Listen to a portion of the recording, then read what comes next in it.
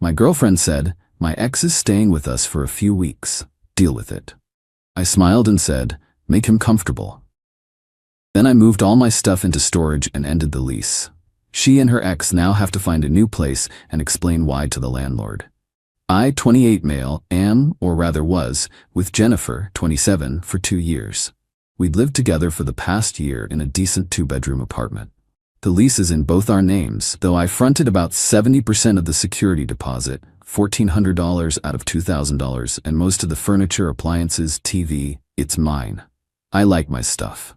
So last Tuesday, Jennifer comes home from work, all casual, and drops this bomb on me while I'm making dinner. "Hey, so, Robert is going to be staying with us for a bit." Robert.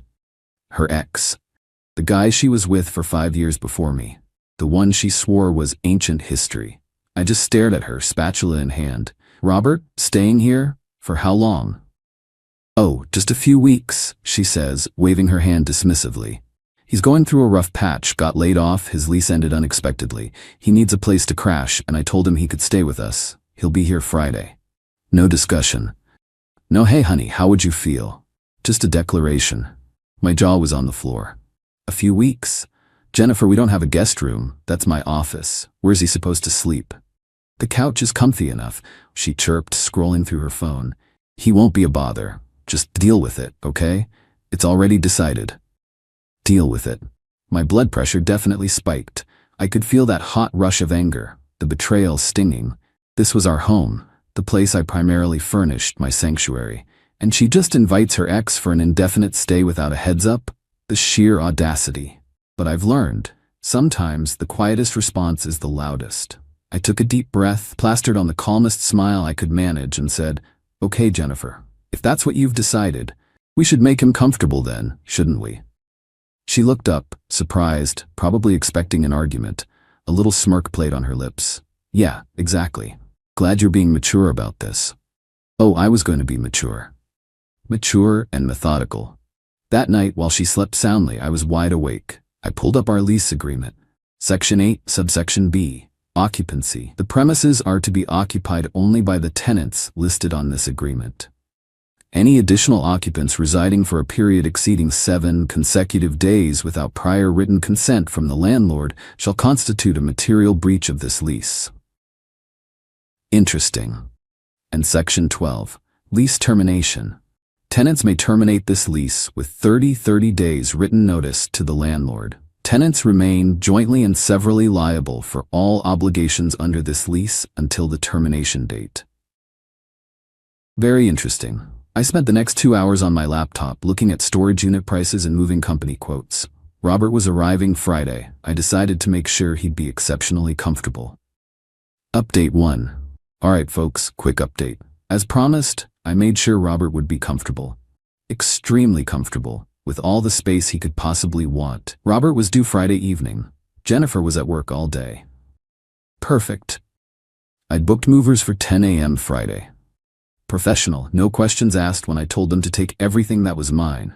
And that was about 90% of the apartment's contents. They cleared out my queen-size bed and memory foam mattress, my dresser and nightstands, the entire living room set, my sectional sofa, coffee table, entertainment center, 65-inch OLED TV, surround sound, the dining table and chairs, everything in my office, desk, ergonomic chair, monitors, PC, printer, all my kitchenware, high-end pots, knives, espresso machine, Vitamix, even my imported coffee. I left her the chipped mugs and old toaster, my clothes, books, toiletries. If I paid for it, it went. By 3 p.m., the apartment was an echo chamber. I left her bed, hers from before we met, her dresser, her clothes, and a few random bits I didn't care about. The fridge had her half-eaten yogurt and some wilted lettuce. Before I left, I typed a note and placed it on the kitchen counter. "Jennifer, made sure Robert will be extra comfortable with all this new space. Since you decided he's moving in without discussion, I've decided I'm moving out. Also without discussion. Fair's fair, right? I've already submitted our 30-day notice to terminate the lease to Mr. James, the landlord, as per our agreement. You and Robert, I guess, will need to vacate by date 30 days from Friday. You should contact Mr. James ASAP to discuss your options. Enjoy your time with Robert. Michael." I dropped my keys next to the note, took one last look and walked out. My stuff was in a climate-controlled storage unit. I'm crashing at my buddy David's. He's got a spare room and thinks this is legendary. The call came around 6:30 p.m. Jennifer, hysterical. Michael, what the actual fuck? Where is everything? Where are you? I let her shriek. I got your note, Michael. You can't do this. This is our place. You're being a fucking child. I kept my voice calm. Jennifer, you made a unilateral decision. You told me to deal with it. So, I did. I removed myself and my property. The lease termination is filed. It's done. You can't just end the lease. I live here. Robert just got here. What are we supposed to do? The entitlement dripped from every word. We. That sounds like a you and Robert problem, not mine, I said. You have 30 days. Start looking. Or perhaps Robert's rough patch will magically resolve. She screamed more, called me every name, accused me of trying to make her homeless, said I was a vindictive asshole. Maybe I am, but I don't get walked all over. Honestly, it did sting. Packing up 2 years of a relationship, even materially, sucks. A moment of sadness hit, looking at the empty space, but then I remembered her smug, deal with it, and the sadness vanished. She's been blowing up my phone. Texts, calls, voicemails. Robert even tried calling from her phone. I didn't pick up. Her messages, you need to fix this, call the landlord, bring your stuff back, this isn't funny. Oh, think it's a little bit funny, and I have no intention of fixing her situation. Stay tuned. The next few weeks are going to be illuminating. Update 2. It's been a week since Operation Make Robert Comfortable. The sheer, unadulterated entitlement from Jennifer and her new roommate Robert is astounding. They genuinely seem to believe this is all a misunderstanding I need to correct. First off, they've done nothing about finding a new place. No searches. Nothing. It's like they think ignoring the 30-day notice will make it disappear. Spoiler, it won't. With my sofa gone, they bought an air mattress for Robert, which I heard through David he's been complaining about nonstop. The floor isn't as comfy enough as Jennifer suggested. Her texts became demanding ultimatums. Michael, this has gone on long enough. Call Mr. James. Tell him you made a mistake. Now. Robert is uncomfortable on that cheap air mattress. Bring back your bed, or at least the sofa. You're making us homeless. It's hard to find a place. You owe us for the stress and moving costs because of you. My mom is furious. She said you're cruel and unstable. Then came the flying monkeys. Jennifer's best friend, Susan, called. I used to like Susan. Michael, hi. Jennifer's a wreck. You know she's sensitive. How could you abandon her? And Robert's a sweet guy, down on his luck. He feels terrible. Susan, Jennifer moved her ex in without consulting me and told me to deal with it. I dealt with it. This isn't about Robert. It's about Jennifer's lack of respect. But you didn't try to talk. You went nuclear. She was just helping a friend. You're overreacting. Be the bigger person and fix this. Being the bigger person doesn't mean being a doormat, Susan. They need to figure out their own housing. Click. Robert himself texted from Jennifer's phone. I blocked his number. Hey man, Michael, right? Jennifer's torn up. No hard feelings, but it'd be cool if you sorted out the lease thing. Kinda putting a damper on things, you know? We were hoping to chill. The nerve. No response. I also found out via David they've been painting me as the villain. A controlling, possessive psycho. The narrative shift is impressive. The landlord, Mr. James, contacted me to confirm the lease termination.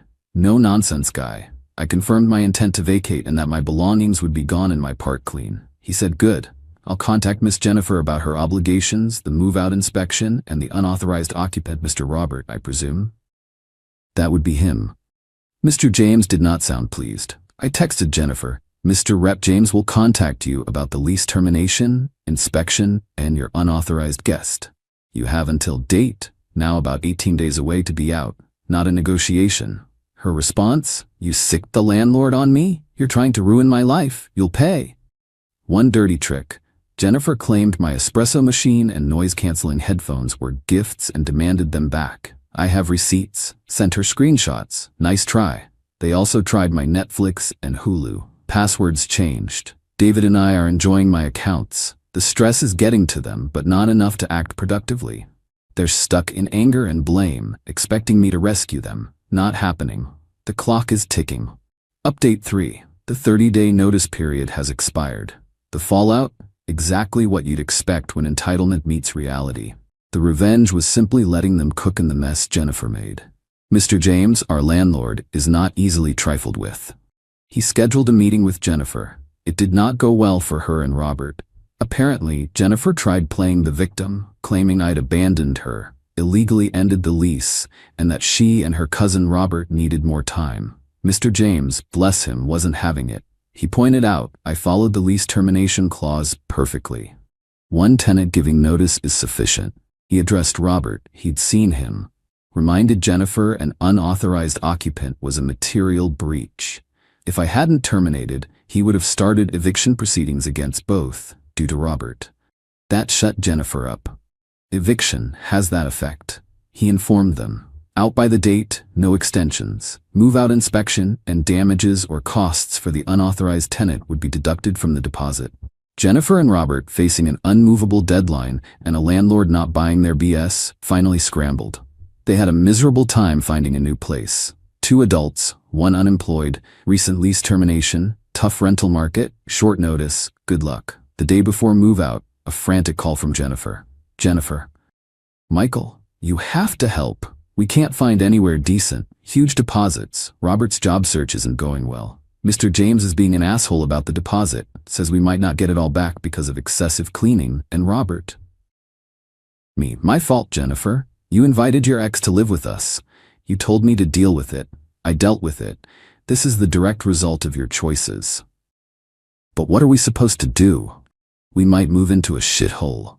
All because you couldn't be normal about Robert. Normal? You think what you did was normal? Sounds like a problem for you and Robert. Then Robert got on the phone, angry. Look, man, you screwed us over. We were fine until this stunt. Robert, you were freeloading. Jennifer enabled it. The stunt was me refusing to be part of it. You had a month, wasted it hoping I'd cave. Bad bet. Hung up. Susan, Jennifer's friend, one last text. Michael, they're struggling. Can't you help, maybe with deposit money? I replied, Susan, my heart is fine focusing on my well-being. They made their bed. Don't contact me again. Blocked. So, the apartment and deposit. This is where it gets better. I did my walkthrough with Mr. James. My side, bedroom hub office, was spotless. I'd taken time-stamped photos when I moved out. Her side and common areas they'd exclusively used for a month, not so much. Mr. James noted a greasy kitchen, stained carpet in living room, where Robert's air mattress was, bathroom needing a deep clean. Total deposit, $2,000. My share, $1,400. Jennifer's, $600. Mr. James itemized cleaning and administrative fees for unauthorized tenant resolution. Total deductions, $550. Under joint and several liability, he could have taken it from the total. But Mr. James, reviewing my photos and the state Jennifer and Robert left, was clear. He told Jennifer, and confirmed to me, the damages and fees were unequivocally due to her actions and guessed after I had vacated my portion in good order. While the lease makes tenants jointly liable to him, the evidence showed fault. He deducted the full $550 directly from Jennifer's $600 share. He mailed me a check for my full $1,400. He mailed Jennifer $50. Poetic justice. Jennifer was apparently incandescent, but Mr. James had his documentation. Jennifer and Robert did move out at the deadline. David heard they ended up in a much smaller, less nice apartment. The stress apparently soured their rekindled friendship. Constant bickering, shocking. As for me, I'm great. Took a week off, went hiking, cleared my head, new 1-bedroom apartment, different part of town. Peaceful. My stuff fits. Espresso machine humming. Brief sadness for the relationship I thought I had, but her actions showed the respect was one-sided. Her entitlement, willingness to throw me under the bus for her ex, a wake-up call. Sometimes trash takes itself out, other times you give it a firm nudge. No dramatic change of heart from Jennifer or Robert. No apologies. Just resentment their free ride ended, and they faced adult consequences. Honestly, the most realistic, satisfying ending.